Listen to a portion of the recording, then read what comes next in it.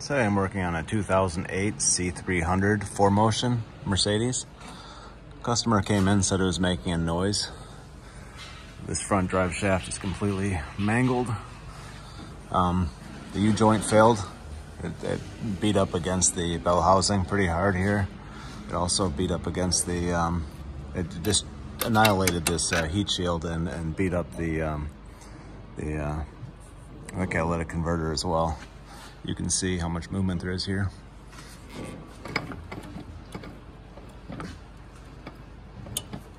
That's completely failed. I've seen this several times now. When you start getting a pretty loud rotational click from the front, just stop driving the vehicle. It gets pretty loud before it gets to the point of failure, so it's not going to be something you wouldn't notice. Yeah, that's it. Thanks for watching.